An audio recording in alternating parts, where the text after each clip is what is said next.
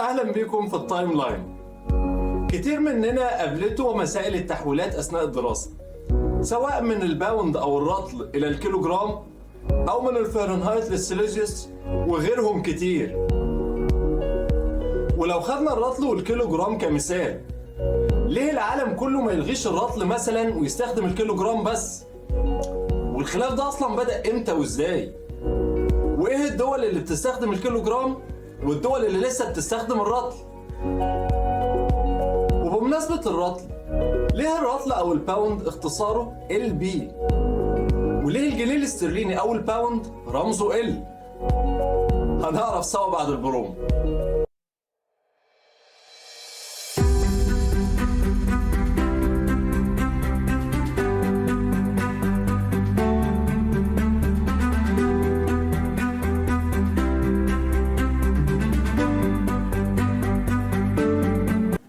وحدات القياس مرتبطة جدا بالزراعة، سواء لقياس مساحة الأرض أو منسوب المية أو حتى وزن المحصول. وعشان كده كان من الطبيعي جدا إن المصريين القدماء يخترعوا أول نظام قياس معروف، واستخدموا فيه وحدات زي الإصبع، الذراع، الكف، والقدم وهكذا. وبعد كده الإسكندر الأكبر أخذ النظام ده ونقله للإغريق، ومنهم اتنقل لروما.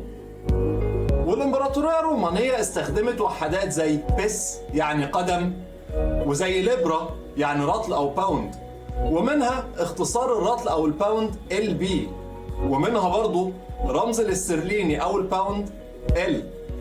وفضل النظام ده مستمر لحد العصور الوسطى، لكن مع الوقت بقى كل دولة ليها مقاييسها الخاصة، حتى لو كانت المقاييس دي ليها نفس الاسم. يعني طول القدم مثلا في انجلترا كان بيختلف عن طول القدم في ألمانيا. مش بس كده، لا، ده كان في وحدات بتختلف من مدينة لمدينة جوه الدولة الواحدة. بعد قيام الثورة الفرنسية سنة 1789 بدأت فرنسا في عمل نظام قياس جديد يصلح الفوضى دي، وهو النظام العشري أو النظام المتري أو متريك سيستم، واللي اخترع وحدات زي الجرام والكيلو وغيرهم، واستعمل كسورهم ومضاعفاتهم العشرية زي الملي والكيلو. في سنة 1824 بريطانيا عملت إصلاحات في نظام القياس بتاعها وسمته النظام الإمبراطوري أو Imperial System، وقامت فيه بتوحيد قيم وحدات القياس القديمة زي الرطل والبوصة والقدم وغيرهم. مع الوقت النظام المتري أثبت إنه عملي أكتر وعلمي أكتر، وبحلول سنة 1960 تم اعتماده كنظام قياس دولي واتعرف باسم النظام الدولي للقياس International System، واختصاره SI. وبدأت معظم دول العالم تستخدم النظام المتري، لكن بالنسبة لبريطانيا والدول المتأثرة بيها الموضوع ما كانش بالبساطة دي. ازاي يا جدع؟ الله العظيم اللي مش عارف ازاي. في بداية السبعينات بريطانيا وكندا وأمريكا كانوا من أواخر الدول اللي حاولت تغير للنظام المتري. كندا كانت الأكثر جدية، وأصدرت قوانين تخلي التغيير للنظام المتري إجباري على الكل. وعملية التغيير دي خدت حوالي 15 سنة، من سنة 1970 لسنة 1985، وكلفت تقريبا مليار دولار كندي.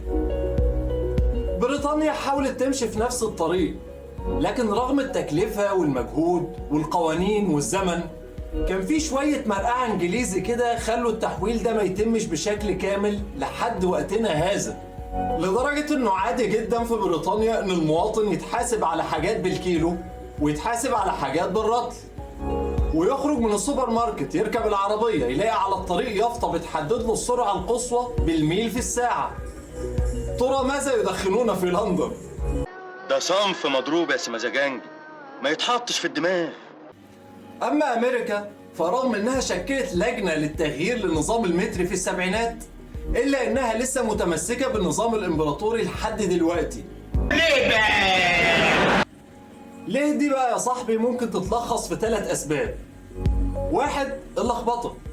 من المتوقع إن التغيير ده لو حصل ممكن يتسبب في كوارث لعدد من الأمريكان بسبب اللخبطة. 2. التكلفة. مفيش إدارة أمريكية مستعدة تتحمل التكلفة المادية للتغيير. 3. التعود. الناس عموما والأمريكان خصوصا ما بيتقبلوش تغيير عاداتهم بسهولة. وفي سبب رابع ممكن تضيفه، هو إن الأمريكان عاملين زي الشريك المخالف، إحنا ما نمشيش ورا حد. بس أنا شخصيا مش متفق مع السبب ده. اكتب لي في التعليقات أنت موافق على السبب ده ولا لأ؟ والنهاردة العالم كله بيستخدم النظام المتري سواء بشكل كامل أو بشكل جزئي ما عدا 3 دول، وركز معايا لأن التانية والتالتة ستدهشك. الأولى أمريكا وعارفينها، التانية ليبيريا، والتالتة ميانمار لسه على النظام الإمبراطوري لحد دلوقتي. طب والمستقبل؟ المستقبل في رأيي للنظام المتري مش بس عشان الأغلبية الساحقة بتستخدمه، لا، ده كمان أثبت إنه عملي أكتر ومنطقي أكتر، وأثبت سهولة ومرونة في الاستخدام اليومي. ولا أنت إيه رأيك؟ في النهاية لو عجبك الفيديو اشترك في القناة، اعمل اللايك، شير الفيديو لأصحابك، وما تنساش تشوف المصادر وتكتب لي رأيك في التعليقات. سلام.